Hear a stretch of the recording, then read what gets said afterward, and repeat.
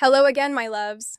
Tonight's story is about Zara, a guarded ex-intelligence officer hired to protect Vivienne Moreau, the dangerous woman she first met by holding a hotel door. Because sometimes the person you are paid to shield becomes the one who teaches you how to choose love with your eyes open. I used to believe that every door I opened was a calculation. Distance to the hinges, weight of the frame, sight lines on the other side, the angle of my body, the placement of my hand, the way a threshold could become cover or a funnel if a room turned hostile. That was what years in intelligence and private security had done to me. Ordinary gestures had lost their innocence. A hand raised to summon a waiter could be a signal. A coat left over a chair could hide a weapon. A beautiful woman pausing beneath a hotel canopy in Monaco could be nothing more than a guest waiting for the rain to let up. Or she could be the center of a world I had been paid to enter without understanding its gravity. The assignment came to me in Brussels on a Tuesday morning, inside a glass office that tried too hard to look anonymous. My handler, Gideon Shaw, had always liked rooms without personality. No family photographs, no books with cracked spines, no plants that might die and imply neglect. Just a table, two chairs, a screen, and the permanent smell of expensive coffee gone cold. He slid the contract across to me in a gray folder and watched me read the first page. High net worth female client. Monaco. Credible threat. Maximum discretion. Immediate deployment. The number printed beneath the fee would have made most contractors ask fewer questions, which was probably why it was there. I asked questions anyway. Name? On arrival, Gideon said. I looked up from the folder. That is not how protection works. That is how this one works. Threat profile? External hostile interest? Possible corporate rivalry? Possible political exposure? Nothing confirmed. That means everything confirmed and nothing printable. His mouth twitched in the direction of a smile. Gideon had recruited me 2 years after I left military intelligence, when I still woke at 4 every morning with my body convinced someone was about to test the perimeter. He had offered me private work because private work paid better and asked fewer noble questions. At the time, that sounded like a relief. Later, I learned that fewer noble questions usually meant more expensive lies. You'll get a fuller briefing at the Grand Hotel, he said. The client values privacy. Clients who value privacy don't hire strangers whose names they refuse to learn. She knows your file. Then she has the advantage. She usually does. There was something in the way he said that last sentence, a faint pressure, a warning disguised as admiration. I should have pushed harder. I should have made him say her name in that clean, cold office while I still had the freedom to refuse. Instead, I read the rest of the contract, memorized the logistics, noted the 2 emergency channels and the extraction clause written in language vague enough to strangle a lawyer, and signed where the tab indicated. By late afternoon, I was on a flight south with 1 carry-on, 1 locked case, and the peculiar quiet inside me that always came before work. The old military version of me would have called it focus. The civilian version knew it was also avoidance. I liked assignments because they gave me rules. Stand here, watch that door, learn this route. Sleep only when the threat sleeps, which is to say, never entirely. Feelings had no place in that architecture. Desire was noise. Loneliness was a variable to be managed. Even my own body had become equipment I maintained because failure cost lives. Monaco glittered beneath the plane like a handful of diamonds thrown against black silk. From above, it looked unreal. A polished crescent of impossible money curved around the Mediterranean, every yacht light and hotel terrace shining with the quiet arrogance of people who had never been told no by anything more serious than weather. By the time my car pulled beneath the awning of the Grand Hotel, the rain had begun, soft and silver and almost theatrical, turning the marble steps slick under the shoes of men who could afford to be careless. I stepped out, scanned the entrance, and hated the place on sight. Too many reflective surfaces, too many staff members trained to move silently. Too many guests who assumed privacy was a law of physics rather than a service they purchased. A doorman reached for my bag. I kept it. His eyes flicked once to my hand, once to my face, and then away. Good staff noticed everything and commented on nothing. I was crossing toward the lobby when a black sedan eased to the curb behind me. It was not one of the hotel cars. The driver got out first, an older man with close-cropped silver hair and the careful stillness of someone who had survived more than one regime change. He opened the rear door, and a woman stepped into the rain. Elegant was the first word my mind offered, and it was inadequate before it finished forming. She wore a cream coat over a black dress cut with severe simplicity, the fabric moving around her like it had been trained. A silk scarf lay at her throat. Her dark hair was swept back from a face too controlled to be called beautiful by accident. Beauty sometimes arrived loudly. Hers did not. Hers entered the space and waited for everyone else to adjust. No umbrella appeared fast enough. The doorman was busy with a family and too slow to see her. I was nearest, so I stepped forward and held the glass door open. It was an ordinary courtesy. That was what I told myself afterward. That was what I told myself the first dozen times I replayed it. My hand on the handle, her paws on the threshold, rain beating on the sleeve of her coat, the faint scent of iris and cold air as she turned her head and studied me with eyes the color of wet slate. She did not say thank you. She said, "You hold a door like you expect it to betray you."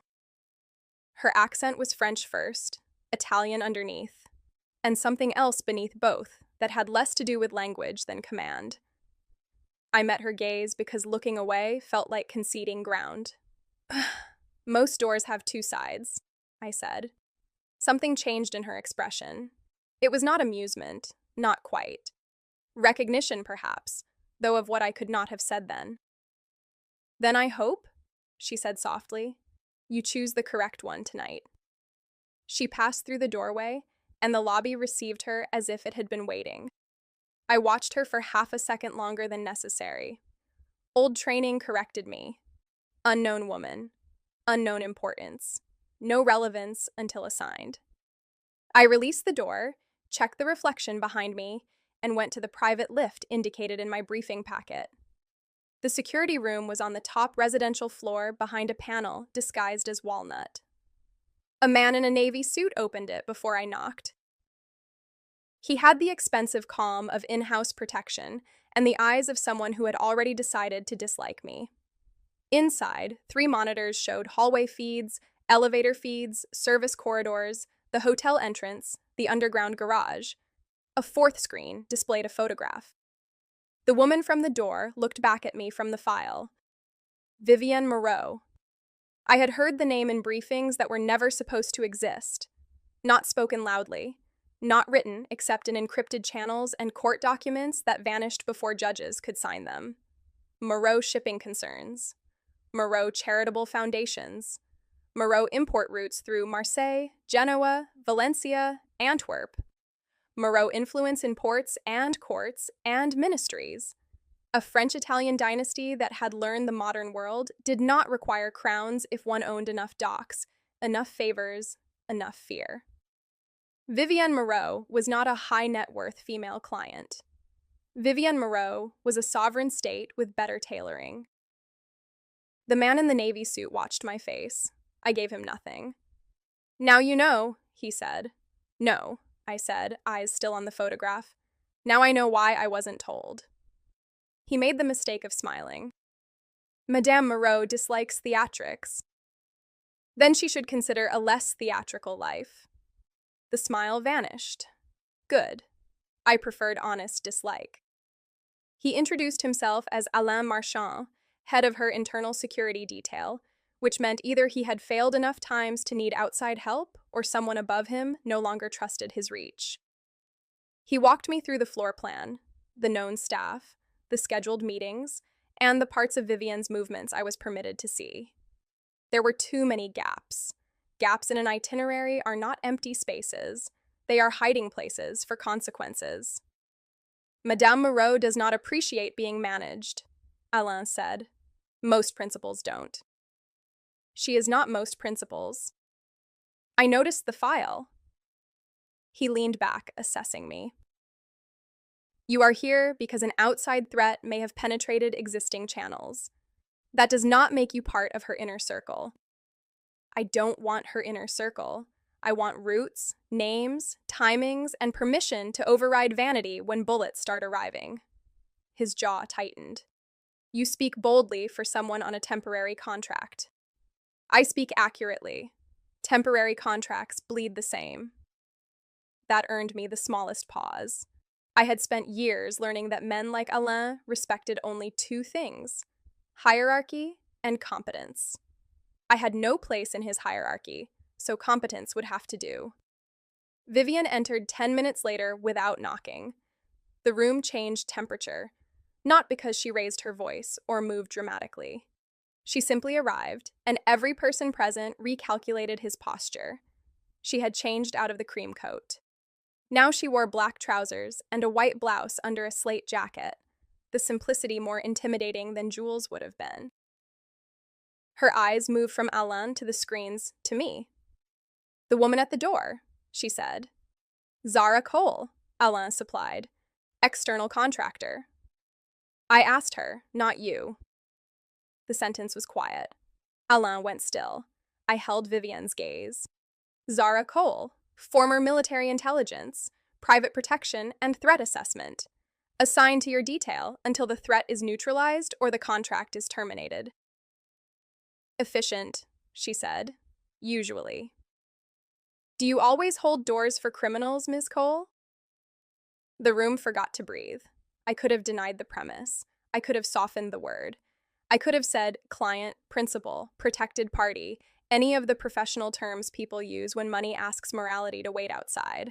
Instead, I said, when I'm not yet being paid to stop them from walking through. For 3 seconds, no one moved. Then Vivienne Moreau laughed once, very softly, as if the sound had surprised her. Alain looked as if he wanted to have me removed from the building or knighted by an enemy nation. Vivienne only studied me again, more closely this time. Do not mistake honesty for immunity, she said. I never do. Good. Then perhaps we will both survive the week. She turned and left. No dismissal, no instruction, just absence, as decisive as arrival. The first days with Vivienne Moreau taught me that power did not always announce itself through violence. Sometimes it announced itself by ignoring doors other people had locked. She did not refuse protection directly. That would have given me something simple to oppose. Instead, she treated security procedures as weather, inconvenient but not personal. She changed elevators without warning. She sent decoy cars to the front and left through service corridors. She accepted meetings added to her schedule by men who never gave their surnames. She disappeared for 22 minutes on the second afternoon, not because she had lost me, but because she wanted to know how quickly I would find her. The answer was 9 minutes. She was in the hotel's winter garden, seated beside a fountain beneath orange trees brought indoors for the season, listening to a Swiss banker explain why a judge in Geneva had become unreliable. Her face was calm. His was damp with fear. I entered through the staff corridor, crossed behind a column, and took position near the only exit the banker could reach without passing me. Vivienne did not look at me immediately. She let the banker finish ruining his own day. Then she lifted her cup of tea and said, "You are late, Ms. Cole. You were early to a meeting not on the schedule." I was curious. Curiosity gets people killed. Sometimes it tells me who is worth keeping. The banker's eyes flicked between us. Men who dealt with Vivienne were accustomed to being the most frightened person in the room. He seemed unsettled to realize fear could be distributed differently. Afterward, as we walked back through a corridor lined with mirrors and arrangements of white lilies, she said, Alain would have apologized. For what? For failing to prevent me. I don't apologize for choices you make. Even if they endanger me? Especially then. My job is not to pretend you are obedient. My job is to build around the fact that you are not. She glanced at me. And what have you built? A shorter leash. That time she did smile, but only with her mouth. Careful, Ms. Cole. Always. No, she said. Not always. The problem with being studied by Vivian was that it felt less like being looked at than being read in a language I had forgotten I knew. She watched the way I entered rooms, how I placed myself between her and glass, how I avoided sitting with my back exposed, how I spoke to staff with enough courtesy to gather truth and enough distance to prevent attachment. She noticed that I never drank more than half a cup of coffee, never removed my jacket unless I knew where the exits were, and never touched my left ribs when they ached in cold weather because old injuries were private information. I noticed things about her, too. She slept little. She ate less when negotiations went badly. Her left hand curled once, almost invisibly, when someone mentioned her father. She never raised her voice, but people flinched harder from her silence than from other people's shouting. She was not careless with cruelty. That was what made it worse. A careless tyrant could be dismissed as appetite. Vivian measured harm in exact units and delivered it when she considered it necessary. I had known officers like that. Some saved lives, some destroyed villages. The difference was rarely visible in the room where the orders were given. The first formal test came at a dinner in a private room above the casino. Rival family representatives arrived one by one, smelling of cologne, tobacco, and generations of men convinced that bloodline and brutality were the same thing as intelligence. The room had 2 exits, 3 windows that did not open, 1 service door behind a tapestry, and a chandelier heavy enough to kill a man if the ceiling failed. I hated it immediately. Vivian wore emerald silk that night. Not bright, not soft, but deep as a bottle held up to moonlight. Men twice her age rose when she entered. Some did it with respect. Some did it because disrespect would be expensive. I stood behind her left shoulder, close enough to move, far enough to remain furniture. That is the art of protection in rooms where everyone is pretending not to be dangerous. You become visible enough to warn, invisible enough to observe. The representative from Naples, a broad man named Rinaldi, kept looking at Vivian's hands. Not her face, not her eyes, her hands. People reveal themselves by what they fear. Her hands were still around the stem of her water glass. "We are all friends here," Rinaldi said after the first course, which meant no one in the room was.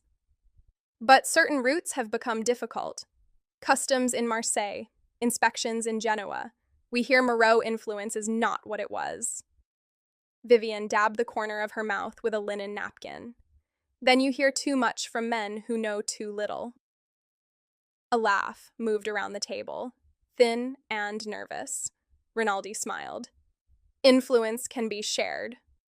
So can disease. I avoid both when possible." His smile hardened. Beneath the table, his right foot shifted back. Not aggression yet. Preparation. A man's body often decides before his pride catches up. I moved 2 inches closer to the chair of the youngest man in Rinaldi's group, who had been sweating since the soup. His jacket pulled wrong at the hip. A concealed weapon, badly placed, amateur or desperate. Neither comforted me. Vivian continued speaking, outlining shipping schedules and court delays and the cost of betrayal as if discussing weather over coffee. She never looked back at me. She did not have to. When the young man's right hand drifted toward his jacket, I was already there. I caught his wrist under the table and pressed 2 fingers into the nerve point hard enough to empty his lungs. His fork clattered onto the plate. Every head turned. I leaned down slightly and said, "Don't." He believed me. His hand opened. Rinaldi's face went purple. "Is this hospitality?" Vivian looked at the young man, then at me, then back to Rinaldi. "No, it is mercy. Hospitality would have allowed him to embarrass you fully." The room held its breath, while one of Alan's men removed the weapon under cover of dropped cutlery and apologies no one believed. Rinaldi left before dessert, which was wise.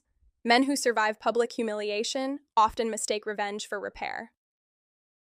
In the car afterward, Vivian sat beside me rather than across from me.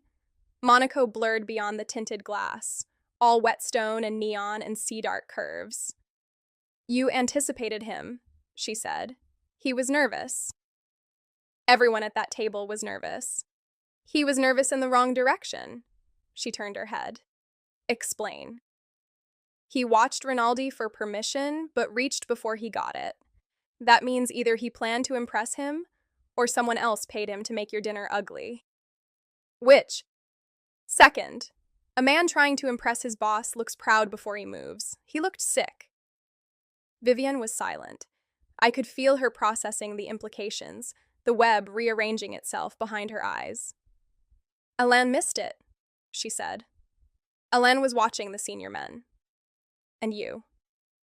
"I watch the people senior men think they control."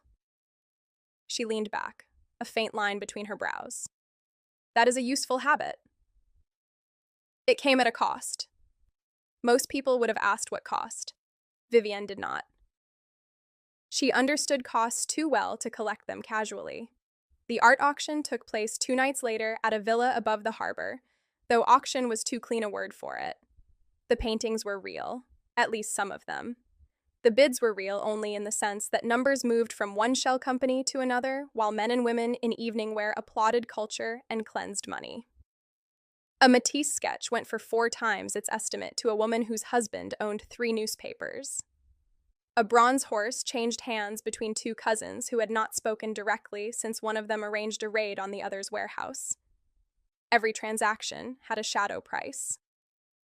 Vivian moved through that room like a blade through silk. She knew which collector was overextended, which minister's mistress preferred sapphires, which gallery director had a son with gambling debts. People greeted her as if delighted. Their pupils said otherwise. I saw the isolation more clearly there than at the dinner. At the dinner, fear had been open enough to name.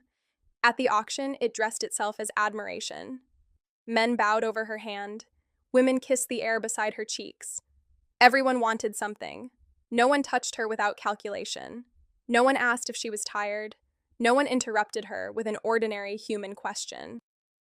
At one point, she stopped before a charcoal drawing of an unfinished building, all exposed beams and impossible staircases climbing toward a roof that did not exist. For the first time that night, her face changed without permission. It softened, not into vulnerability exactly, but toward a memory of it. "You like it," I said. She did not look away from the drawing. "It was made by a student in Lyon in 1978. He died before he became anyone worth exploiting." "Then why is it here?" "Because someone recognized longing and priced it accordingly." The answer stayed with me. A man approached her while she was still looking at the drawing. He was handsome in the way certain men are handsome when money has sanded the roughness from their lives. He kissed her cheek too close to her mouth. I marked him before Vivian introduced him as Laurent Duval, a financier with old Monaco ties and new debts. "Vivienne," he said, lingering over her name as if it belonged partly to him. "You vanish and return with soldiers now." "I return with what the room requires." His glance moved over me, amused and dismissive. "Does this one speak?" "When necessary," I said. His smile sharpened. "And is it necessary now?" "No, that was generosity." Vivian made a small sound that might have been approval if she had allowed it to live longer. Laurent's eyes cooled. Later, I saw him pass a folded card to a server near the service corridor. It was too small for a payment, too deliberate for trash. I followed the server through the kitchen, past silver trays and men swearing softly over ruined sauce, and caught him before he reached the rear staircase. He was 20 at most, frightened and carrying a hotel access card not issued by the villa. He told me Laurent had paid him to deliver it to a driver waiting outside. He told me this after I explained, calmly and without touching him, what Monaco police would do with a foreign worker caught carrying stolen security credentials connected to an organized crime figure. Fear is a cruel instrument. I used it anyway. That was part of the cost of being good at my job. When I returned, Vivian was bidding on the unfinished building. She won it. In the car, she asked, "Where did you disappear?" "Kitchen. Hungry." Laurent passed access to a server. It led to an outside driver. Alain has the card and the name. Laurent is stupid but not suicidal. I agree. Then someone wants me to think he is involved. Or wants you to punish him and create a vacuum. She looked out the window. You see architecture. I see exits and pressure points. Same discipline from different wounds. I should have ignored that. Instead, I looked at her profile in the passing lights and thought of the drawing she had bought because someone had priced longing correctly. The yacht meeting was where the threat stopped circling and showed teeth.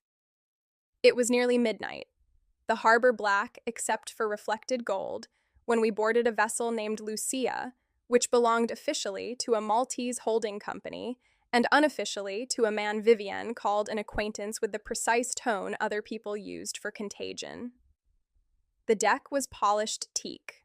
The crew avoided eye contact. The sea slapped softly against the hull, a domestic sound made sinister by context. The meeting was with two Corsican intermediaries and a port official whose presence meant either compromise or bait. Wind pressed Vivian's white coat against her body as she stood near the stern, listening to men explain why a shipment had been delayed, why a police inspection had been unfortunate, why loyalty should be measured by intention rather than result. She said little. The less she said, the more they talked. It was an old interrogation method. Let silence do the cutting.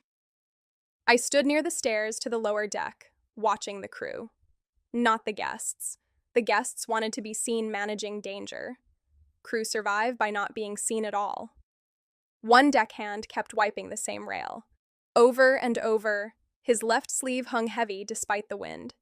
His shoes were wrong for yacht crew, too new, soles too stiff. When he turned, I saw the faint outline of a comms wire behind his ear. My body moved before thought completed. Down, I said. Vivian heard my tone and dropped without question. The first shot cracked through the glass behind where her head had been. Everything narrowed. I drove her behind the outdoor bar, one hand on her shoulder, the other already drawing. Alain's men shouted from the forward deck. Another shot punched into the teak. The deckhand ran for the service stairs, his sleeve now emptying a compact weapon into his palm. I fired once. He went down hard, not dead, screaming, which was useful because dead men answer fewer questions. Inside, I ordered. Vivian's eyes were bright but steady. How many? At least one shooter off boat, possibly two on board. Move. She moved. No argument, no performance. Under true threat, Vivian Moreau became frighteningly calm. I respected that more than I wanted to. We cleared the salon through smoke and shattered glass. A Corsican intermediary was bleeding from the neck and trying to decide whether betrayal looked better as outrage or surprise. The port official had pissed himself. I shoved Vivian behind a bulkhead, signaled Alain's second to cover the side passage, and listened. Footsteps below. Two sets. One heavy, one light. The lighter one paused before turning the corner, trained enough to be inconvenient. I threw a wine bottle low across the doorway. It shattered. The first attacker fired at the sound. I took him through the shoulder when he exposed himself. The second retreated. Somewhere outside, engines roared. Alain reached us, face pale with fury. We need the main launch. No, I said. They'll cover the main launch. It is armored. It is expected. Vivian looked at me. What do you suggest? Crew tender, starboard side, no lights, now. Alain started to object. Vivian cut him off with a glance. Do it. It was the first time she chose my judgment over her own apparatus in front of them. I felt the weight of it even in motion. We escaped in a tender that smelled of diesel and fish, crouched low while bullets stitched the water behind us. Monaco's lights looked absurdly beautiful from the dark, as if danger were happening in a different universe. Vivienne sat beside me, one hand braced against the hull, the other gripping the seat hard enough to whiten her knuckles. Rain returned, needles against my face. Alain shouted into a radio. I ignored him and mapped routes in my head. The hotel was burned. The official safe apartments were compromised. Gideon's instructions, if an assassination attempt occurred, were clear. Deliver the client to local Allied security and await reassignment. That would put Vivienne back inside channels someone had already penetrated. I made a different call. There was an old route from Marseille through the hills, a logistics corridor I had used once during an extraction that never made any report. It led to a private airstrip, and beyond that, a safe house in the Italian countryside, owned by a retired NATO contact who owed me a favor and preferred cash to questions. It was not in Gideon's plan. That was why I trusted it. You are taking her where? Alain demanded when we reached a maintenance dock east of the harbor. Out. Out where? Somewhere not already sold. You have no authority. I looked at Vivienne.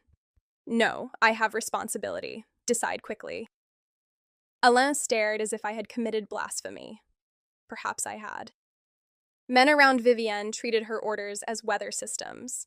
I had just made myself the storm and asked whether she would walk into it. She held my gaze for one beat. 2. Drive, she said. At a farmhouse outside Cuneo, we changed vehicles. Alain wanted to stay with us. Vivienne sent him to Lyon instead. You need command restored there, she told him. You need protection here, he said. Her eyes moved to me. I have protection. The words should have meant nothing. Professional trust, no more. But I had been awake too long and bleeding too quietly, and something in my chest answered before I could silence it. We reached the safe house after noon, a stone property tucked among low hills and winter vineyards, with cypress trees leaning in the wind, and a kitchen that smelled faintly of dust and rosemary. The Italian countryside in late light had a severity I liked. Nothing glittered. Nothing performed. Fields lay bare under a pale sky. Distant church bells marked the hour with a steadiness that made the previous night feel unreal. I cleared the house room by room, while Vivienne waited in the kitchen with a pistol she handled like a woman who had learned young and never bragged about it. 2 bedrooms, 1 bath, pantry stocked with pasta, tinned tomatoes, beans, olive oil, coffee, wine, old shutters, thick walls, 3 approaches, poor cellular signal. Good. When I came back, she had removed her coat and was washing blood from her hands. It's yours, I said. She looked down as if surprised. Not all of it. That was the first crack. Not dramatic, not weeping. Just the faint delay of someone realizing she could not remember whose blood had dried beneath her ring.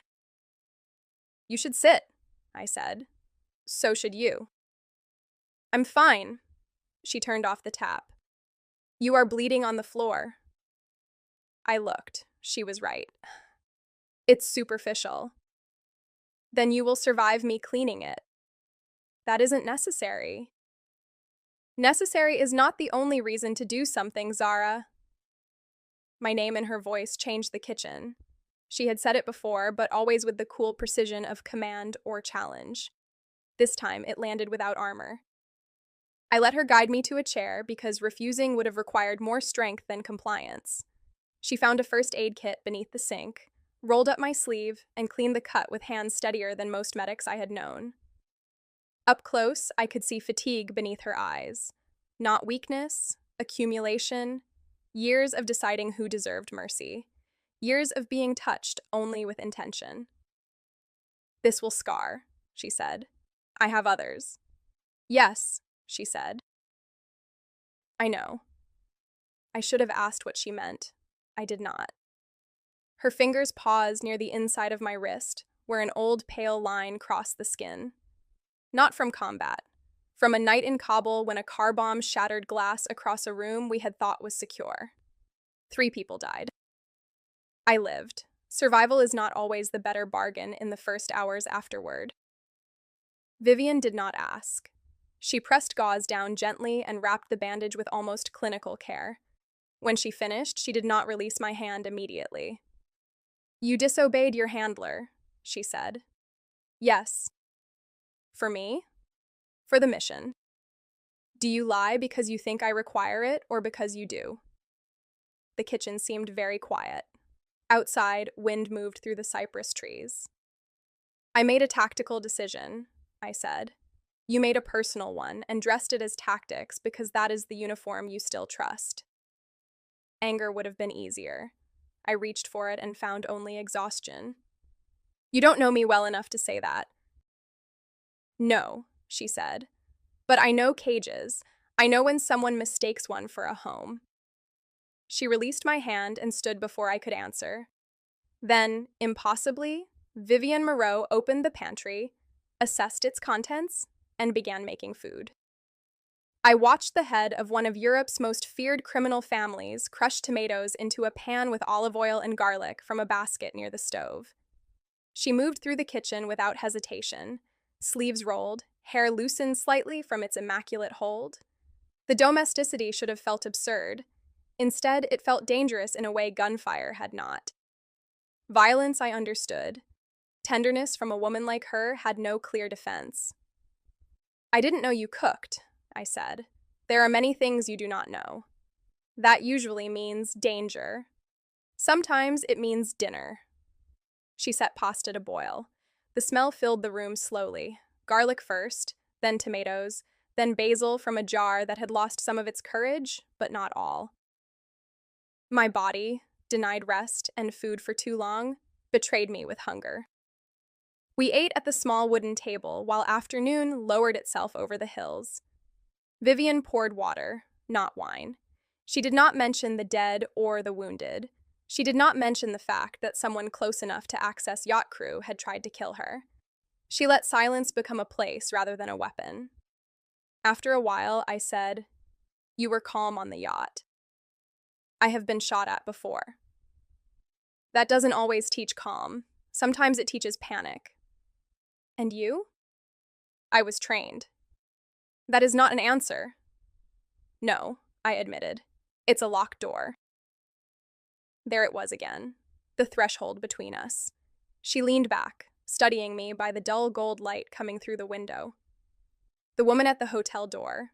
Did you know who I was?" "No." "If you had?" "I still would have held it." "Why?" "Because you were standing in the rain." Something in her face went still in a way I could not read. "You say things as if they are simple," she said. "Some things are. Not around me. Maybe that's because people around you profit from making everything complicated." The corner of her mouth moved. "You are either very brave or very tired." "Both at the moment. Then sleep." "You first." "Zara." I looked at her. "I am not asking as your principal." That sentence did what no order had managed. It removed my last excuse. That evening, the safe house settled around us with the strange intimacy of temporary refuge. There are houses that remember families. This one remembered absence. Dust in the corners. A faded photograph of a vineyard festival on a shelf. Blankets smelling of cedar. The electricity flickered twice before holding. Vivian found a bottle of red wine in a rack beneath the stairs and read the label with faint disapproval. "Terrible year," she said. "Will it kill us?" "No." "Then my standards are met."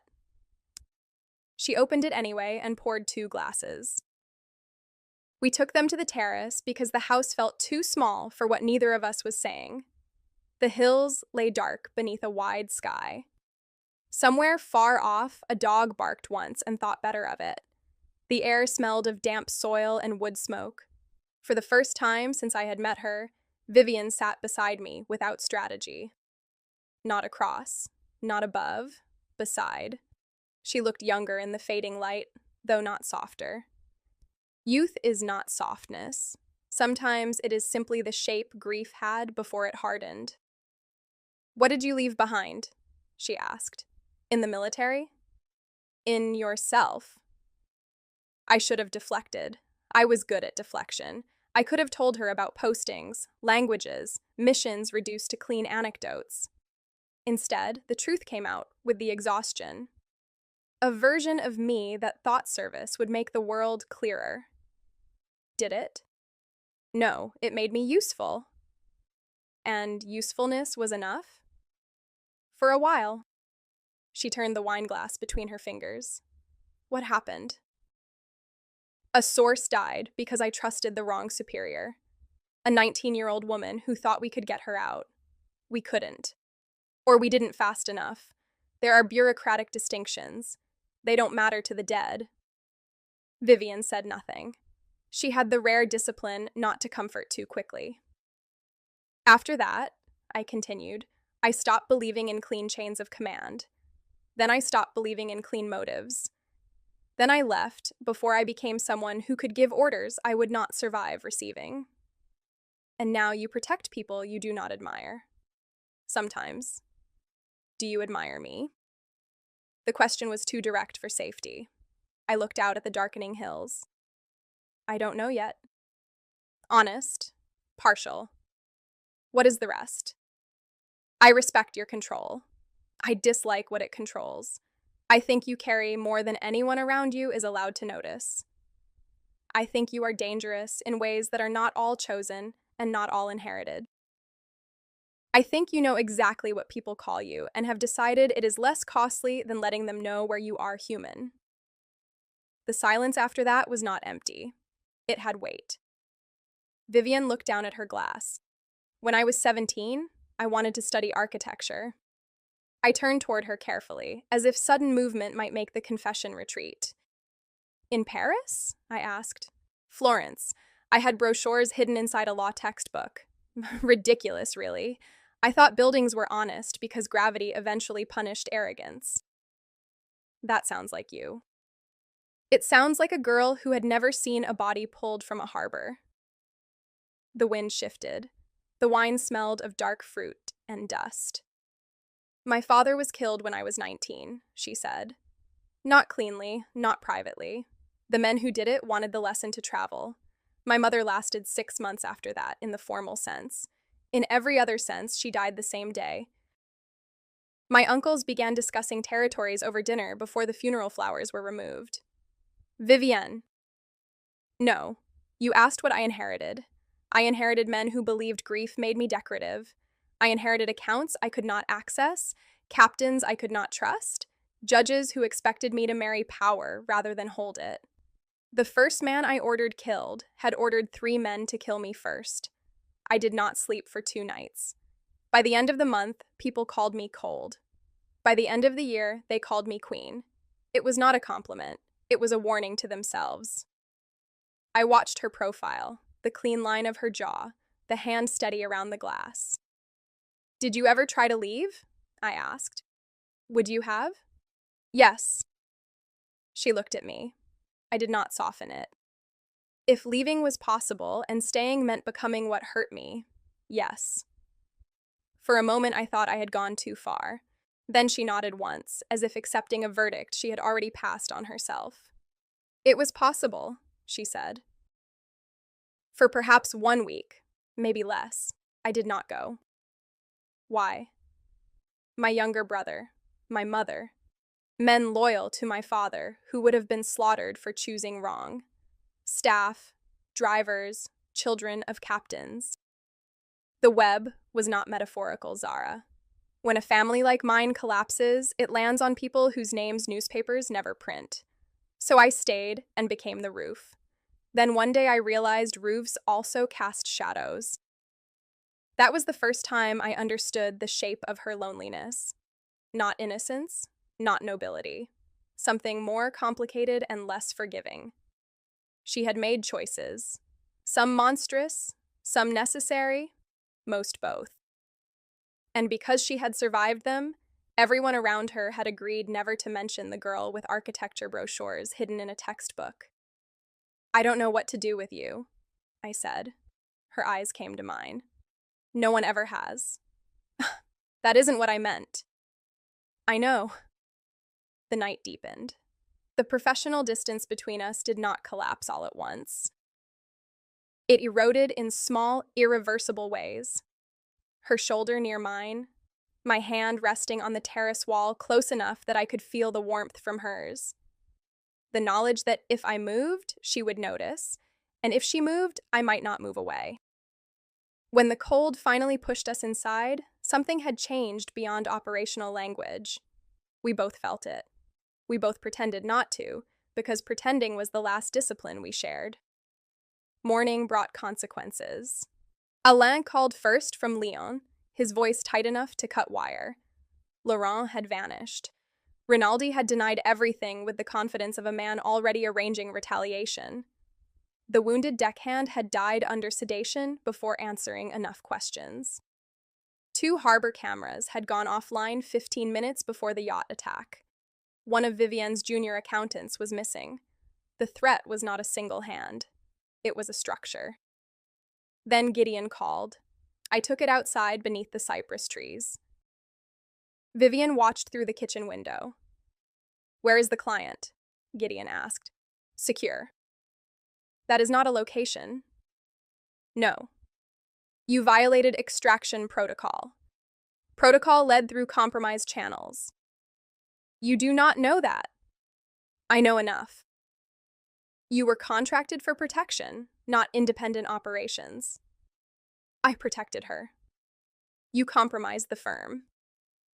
That word, compromised. In our world, it meant contaminated by feeling, bribery, pressure, desire, any force that made a person choose something other than instruction. I had used it myself. I had ended careers with it. Hearing it applied to me should have angered me. Instead, I felt a cold clarity. Are you terminating? I asked. A pause.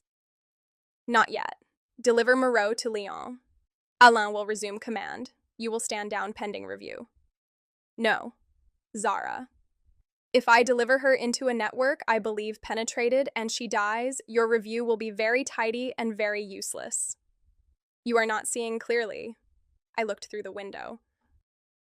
Vivienne had turned away, giving me privacy she could easily have denied herself. No, I said. For the first time in years, I think I am. I ended the call. On the second night, rain came again. Softer than Monaco, less theatrical. It tapped the shutters and turned the terrace stones black. The safe house generator hummed in the distance. Vivienne finished a call and set the phone down as if it weighed more than metal. Lion is necessary, she said. I know. Not tonight. No. She looked at the bandage on my arm. Let me change that. You already did this morning. Then let me do it again. There was no operational reason. We both knew it. I sat at the table anyway. She unwrapped the gauze slowly. The cut looked cleaner, less dramatic than it had felt. Her fingers were warm. I watched them because watching her face seemed too intimate, which was absurd, considering the things we had already survived. Does it hurt? She asked. Less. That is not an answer. It's manageable. So are most unbearable things, until one mistakes management for healing. I exhaled. You are very difficult to protect. You are very difficult to care for. The words landed before either of us could make them safer. She stopped moving. I looked up. There was no surprise in her face. Only recognition. We had been walking toward that sentence for days, perhaps from the moment she stood in the rain and saw how I held a door. Vivienne, I said, and it was warning and invitation and surrender all at once. She set the clean gauze down. Tell me not to. My pulse moved once, hard. I can't. You can. I won't. Before we continue, a quick note. This version is made for YouTube, so some of the more passionate and intimate scenes between these two women have been softened or shortened. The full, uncensored version, with every private moment left intact, is available on my Patreon. If you want to experience the complete story the way it was written, the link is in the description below. She kissed me like someone crossing a border she had drawn herself years earlier and guarded ever since. Not rushed. Not hungry in the careless way people write about hunger when they mean taking. She kissed me with restraint at first, one hand still curved around my wrist, asking a question with pressure and breath and the faint tremor she would have denied under any other light. I answered by standing. The chair scraped softly behind me. Her hand tightened once before loosening, as if she was prepared to let me go even then. That almost undid me. Power had surrounded Vivian all her adult life, yet in that moment she offered me the one thing powerful people rarely understand how to offer cleanly: choice. I chose to stay. The second kiss was not tentative. It carried the yacht, the terrace, the rain at the hotel door, the terrible honesty of everything we had both refused to name. Her arms came around me. Mine found her waist. She was warm and real and not reducible to the myths men had built around her because they were afraid of looking at the person beneath. When she breathed my name against my mouth, it sounded less like possession than relief. We did not become simple because we wanted each other. Desire does not absolve history. It does not launder blood or untangle debts. But that night, in a stone house among winter vineyards, we let the world stop demanding answers for a few hours. We moved carefully at first, then with the trust of women who knew exactly how much damage bodies could carry and how gently they deserved to be held. Vivian's tenderness was not soft in the ordinary sense. It was exact. She paid attention with the same intensity she brought to negotiations and threats, but stripped of calculation. When she touched the scar near my ribs, she did not ask who had given it to me. When I kissed the inside of her wrist, where her pulse betrayed what her face concealed, she closed her eyes as if something in her had finally been allowed to set down a weapon. Later, we lay beneath an old quilt while rain moved over the roof. The room smelled of cedar and cold stone, and her perfume fading into skin. Vivian's head rested on my shoulder. I stared at the ceiling beams and listened to her breathing slow. "I don't know how to do this," she said. "Neither do I." "You seem calm." "I'm catastrophically calm." She laughed quietly, and the sound moved against me. I turned my head. "What happens in Lion?" She was silent long enough that I knew the answer would matter. "Men will choose sides," she said. "Some because they are loyal, some because they are afraid, some because they see profit in pretending to be both. I will have to make examples." I did not ask what kind. That was cowardice and honesty together. "Can you accept that?" she asked. "No." Her body went still. I looked down at her. "I can understand it. I can stand beside you while you survive it. I can tell myself that the world you move in was violent before you inherited it and would be violent if you vanished. But accept is too clean a word. I won't use it to make either of us feel better." She lifted herself on one elbow. In the dim light, her face was unreadable. "Most people lie to stay close to power," she said. "I'm not close to power." "No? I'm close to you. There's a difference." Something in her expression changed, and for a moment I saw not the queen or the strategist, not the woman feared in ports and courtrooms, but the girl who had wanted buildings honest enough for gravity. She touched my cheek. "You make me want impossible things." "Good. That is dangerous." I didn't say safe.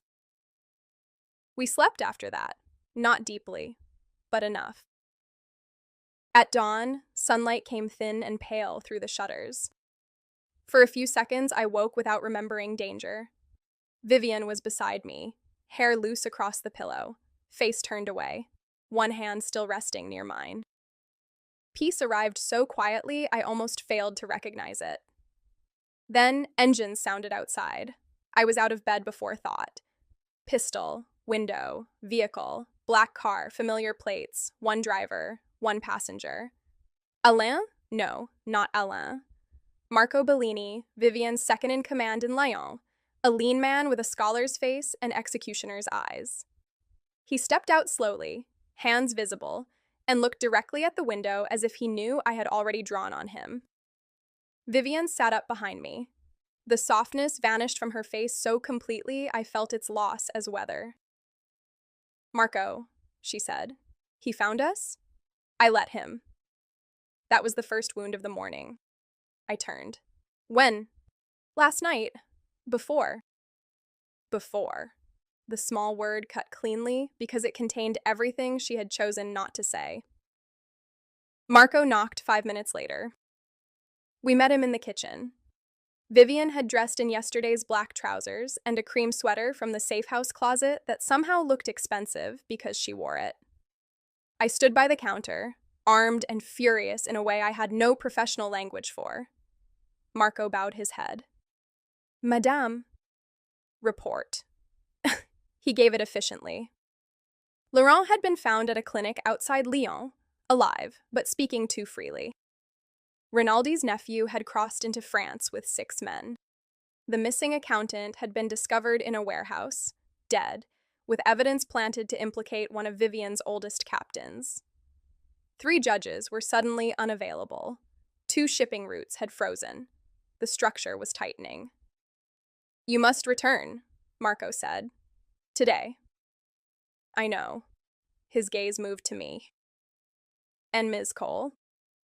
Vivian did not answer. Marco reached into his coat and placed an envelope on the table. "Her firm terminated the contract at 6 this morning, effective immediately. They cite deviation from protocol, failure to report location, and compromised judgment." I already knew Gideon would do it. Seeing the words still hollowed something out. Vivian looked at the envelope, but did not touch it.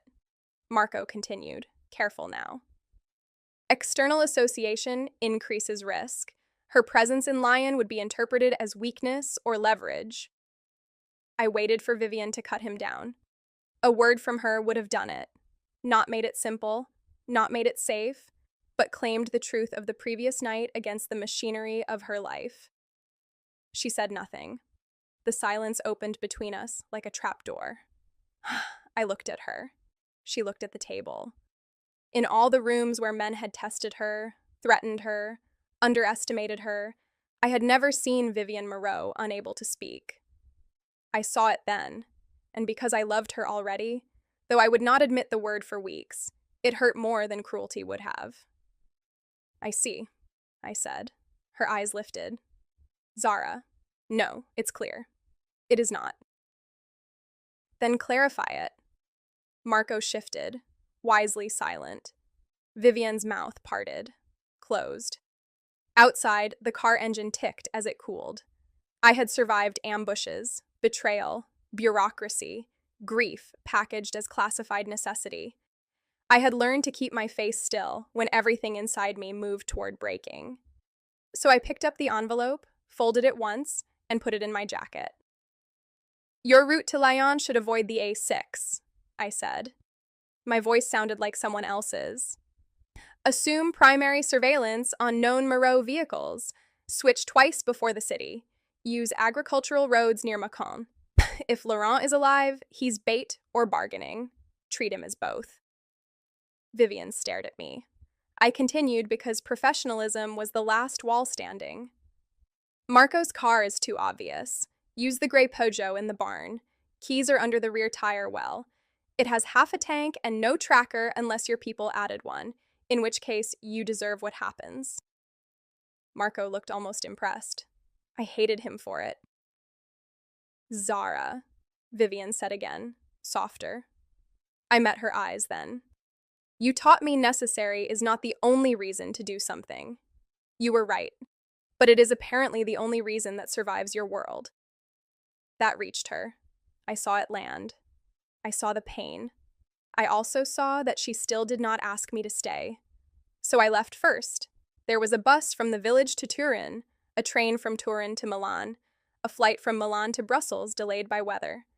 Transit has a mercy. It turns heartbreak into logistics.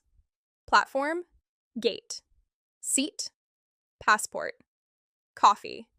Keep moving and the body believes there is a mission. I put my bag down, checked the locks, and stood in the middle of the room without knowing what to do next. No principal, no mission, no contract, no Vivian. The silence was not peaceful. It accused me. On the fourth day, I opened my laptop and began writing a resignation letter to the firm. It took less than 10 minutes. Gideon Shaw, please accept this notice, effective immediately. Div. I stopped before the final line because the anger had drained and left something more frightening. Without the firm, who was I? A week passed, then another. The question was not whether I could make Vivian clean by loving her. I could not, and the idea was insulting to us both. The question was whether there existed a way to stand beside a woman whose hands were not clean without letting my own judgment rot for proximity. Whether love could be honest without being naive. Whether I could name darkness and stay, or whether staying would teach me to stop naming it.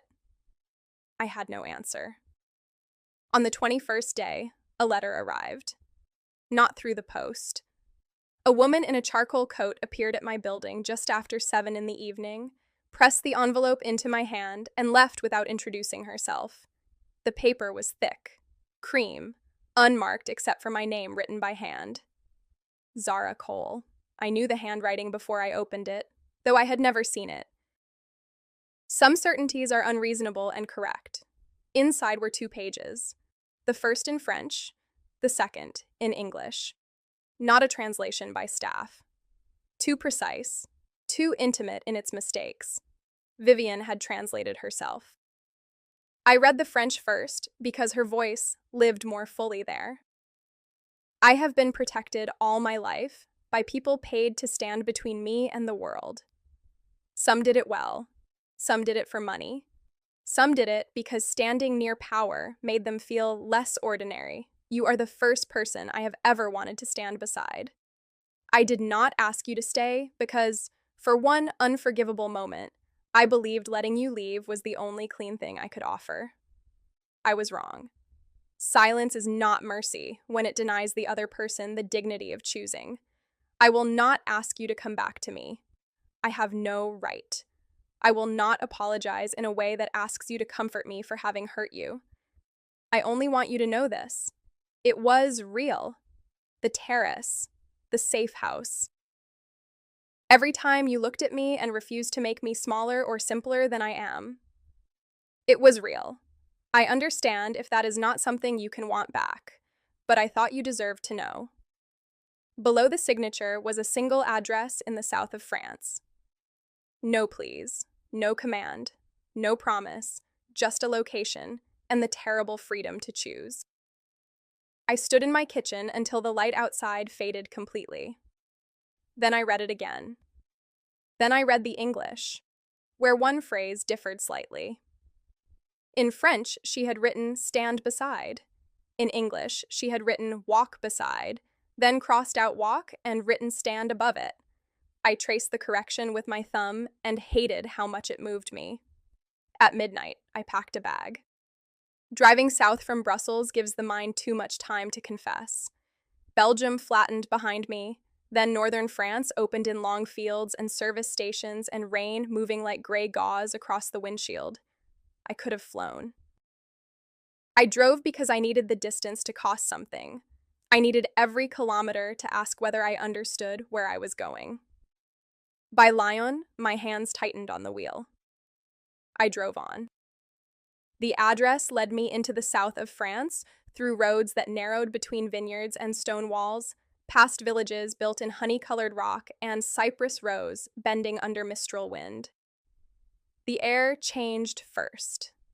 It always does, near the Mediterranean. Warmer, salt-edged, carrying herbs crushed under sun. I passed fields of lavender, not yet in full bloom, olive trees silvering in late afternoon, old farmhouses with blue shutters and roofs worn pale by generations of heat. The estate appeared at the end of a private road lined with plane trees. Not a palace. That would have been too obvious. A long stone house built around an interior courtyard, with terraced gardens descending toward vineyards and, beyond them, the blue suggestion of sea. The gate was iron, old but reinforced. But Cameras nested among climbing roses. Beauty and defense, neither apologizing for the other. I stopped at the intercom and lowered my window. A camera turned toward me. A man's voice asked, "Name?" Zara Cole. A pause, longer than necessary. Then the gate opened. I drove through slowly, noting sightlines despite myself. 2 guards near the east wall pretending to trim hedges. One on the roofline, another by the garage. All competent, all aware of me. None interfered. I parked beneath an olive tree and sat for 3 breaths before getting out. Vivian opened the front door herself.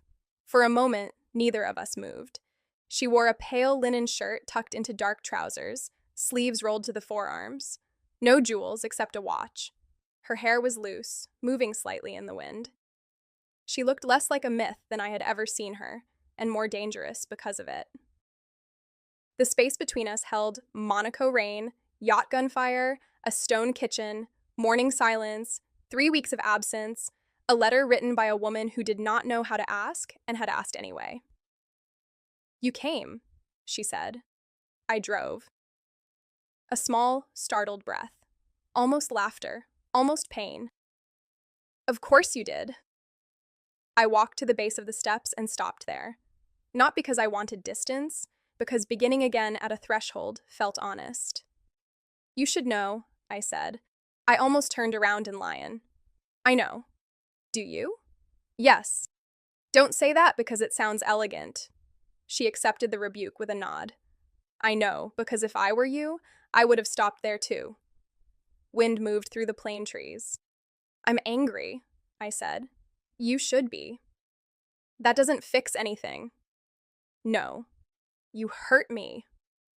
Her face changed, not defensiveness, impact. "Yes. You let Marco dismiss me like an operational inconvenience the morning after you let me believe I mattered." "You mattered. That was why I failed." "That is not enough." "I know." The simplicity of that answer took some of the force from my next breath. I had come prepared for persuasion, for the old reflex of powerful people to turn apology into strategy. Vivian did not defend herself. It made staying angry harder and trust harder still. She stepped down 1 stair. "I thought if I said stay, I would be asking you to accept a life I had no right to offer. If I said come to Lion, I would be making you a target in a war you had not chosen. If I said I wanted you, I would be doing what people like me always do, reaching for what we want and calling it destiny." So I said nothing. It felt noble for perhaps 10 seconds. Then it felt like cowardice, and it has not stopped. "Why send the letter?" "Because you deserved a choice, unclouded by gunfire, exhaustion, and my second in command watching us bleed." That sounds rehearsed. It is. I have said it to the mirror every morning since I wrote to you. I looked away, because the image hurt. Vivienne Moreau, feared in half the ports of Europe, practicing honesty alone because she did not trust herself to improvise it. The estate was quiet around us. Somewhere inside, a door closed. A guard shifted near the hedge and pretended not to listen. "What are you asking me for?" I said. Her answer did not come quickly. I respected that. "I am asking you to sit with me and speak until neither of us can hide behind longing," she said. "After that, I am asking for nothing I am not willing to hear refused." I followed her inside. The house was cooler than the air outside, its floors old terracotta, walls thick, windows open to the garden. It did not look like a criminal headquarters. That almost made it worse. A bowl of lemons sat on a table.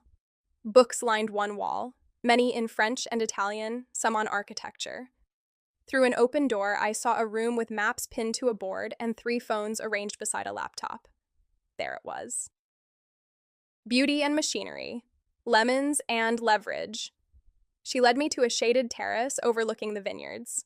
No wine this time. Coffee, water, bread, olives, cheese, as if she had learned I trusted tables more when they did not perform seduction. We sat across from each other first. "Tell me about Lion," I said. Her eyes held mine. "All of it?" As much as you can without making me complicit in details I should not carry. A faint, sad smile. You draw lines even in conversation. I need lines. I know. So she told me, not names that would force action, not operational specifics, but enough. Laurent had betrayed her to Rinaldi because debt and vanity had made him easy to purchase. The accountant had been used to plant evidence against a captain who controlled a route someone wanted. The assassination attempt had not been intended only to kill Vivienne. It had been meant to make her own people doubt whether she could still protect the structure holding them together. Lion had required response. Some men were handed to police with evidence strong enough that even bought judges hesitated. Some assets were frozen, some alliances broken, some punishments were not legal, and she did not pretend otherwise. Did you order deaths? I asked. Yes. The words sat between us without ornament. Were they necessary? To preserve control? Yes. That isn't the same as right. No. Do you regret them? I regret the world in which they became the least catastrophic option. I regret some more than others. I regret none in the way that would make you comfortable. It was a brutal answer. It was also the only one I could have trusted. I leaned back, looking over the vineyard. I don't know how to live beside that. I would worry if you did. Don't make my conscience a decoration in your house. Her face sharpened. I would never. You might without meaning to. You are used to people bending around you. I am used to turning myself into a function. That is a dangerous combination. Yes. If I stay, I won't be your employee. No. I won't be your absolution. I do not deserve absolution.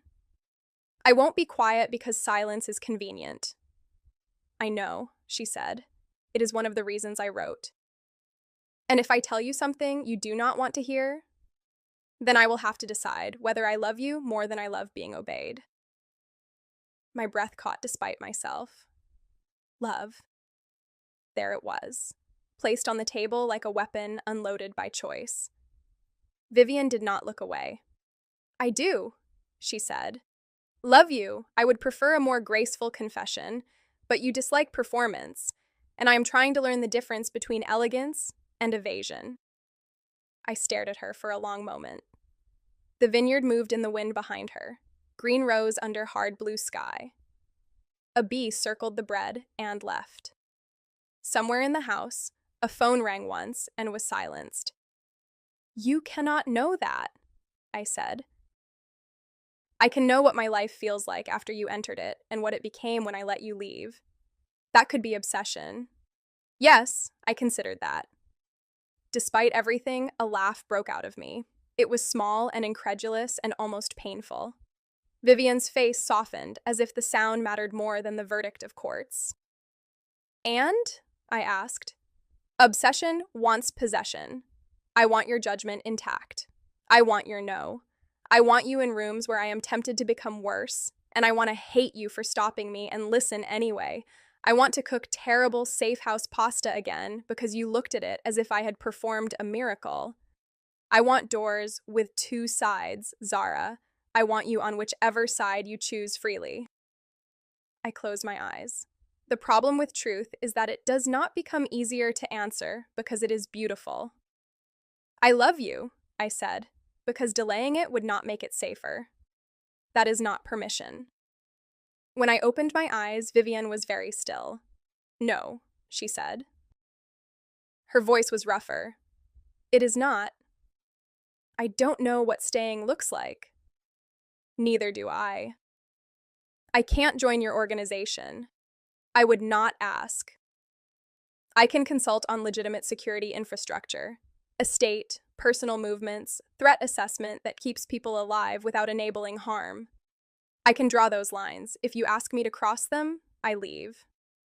I accept. Don't accept quickly. I accept because if I argue, I lose you before we begin, and because you are right. That was not everything. It was not enough to build a life on, not yet. But it was a foundation stone, and I had learned from her that architecture mattered.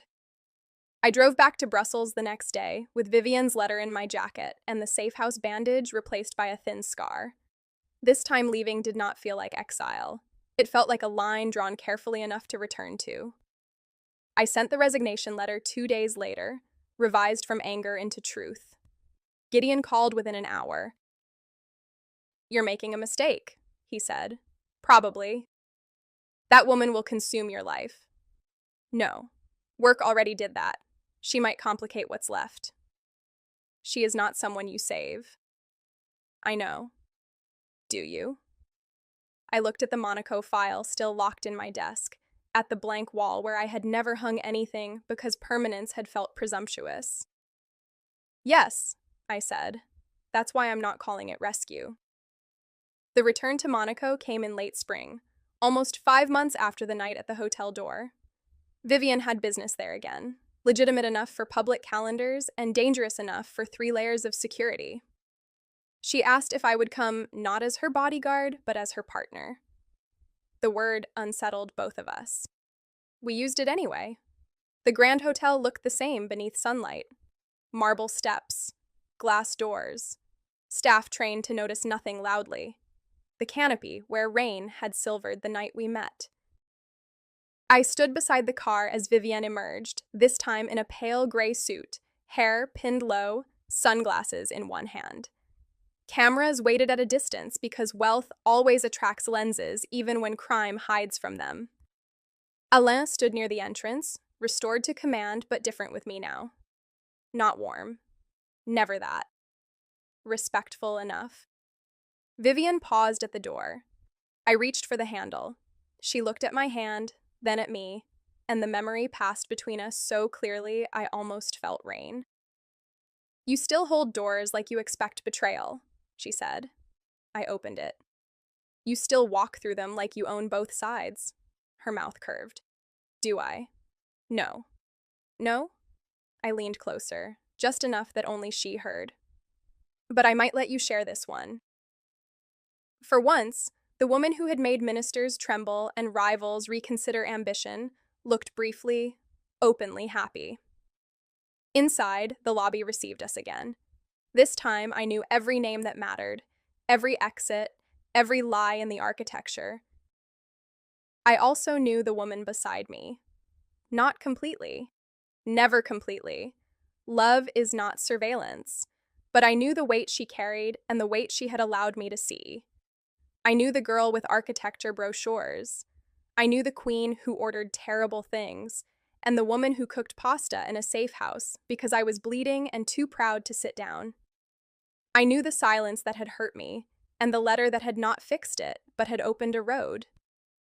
That evening, after meetings and negotiations, and one minor security incident involving a photographer too determined for his own health, we returned to the terrace overlooking the sea. The same city glittered below, rich and sharp and indifferent. Vivian poured wine without asking. 2 glasses. Red this time, from a year she approved of. I took mine and stood beside her at the railing. "Do you ever wonder," she said, "what would have happened if you had known who I was at the door?" "I know what would have happened. Tell me." "I would have assessed the threat profile, judged the hotel entrance exposed, noticed the delay in staff response, and held the door." She laughed softly. "Romantic?" "I'm very romantic.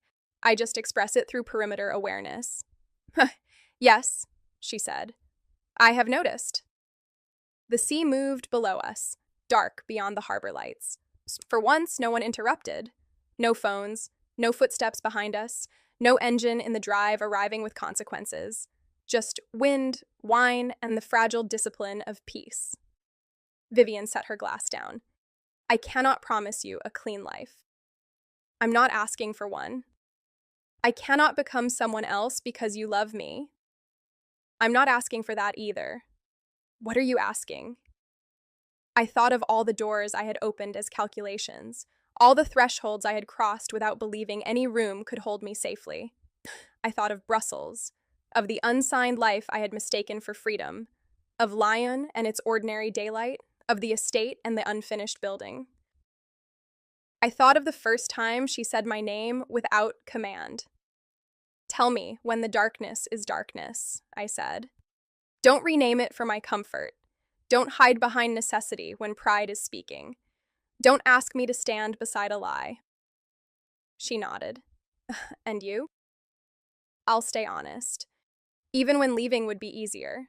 Even when staying scares me. I'll choose with my eyes open. Her hand found mine on the railing. In public. In Monaco. Where 100 invisible rules governed who could touch power and what power could touch back. Vivienne Moreau laced her fingers through mine. It was not a solution. I know that now even more than I knew it then. Love did not dismantle her world. It did not resurrect the dead, or cleanse old money, or make every future choice bearable. There would be arguments sharp enough to leave marks. There would be nights when I slept alone because she had become someone I could not reach until morning. There would be lines I would have to redraw, and lines she would have to decide not to cross. We were not saved by choosing each other, but we were changed. Sometimes that is the more difficult miracle. The woman at the hotel door had told me to choose the correct side. At the time, I thought she meant danger. Later, I thought she meant loyalty. Standing beside her with the Mediterranean wind lifting the hair at her temple and her hand steady in mine, I understood she had meant something harsher and kinder than either. Every door has two sides. So does every life. So does every heart that has learned survival too well. I had spent years standing between people and the world, mistaking distance for safety, usefulness for purpose, control for peace. Vivienne had spent years ruling rooms with no exits, mistaking fear for stability, solitude for strength, silence for mercy. We had found each other at a threshold neither of us knew how to cross cleanly. So we crossed it imperfectly. Together.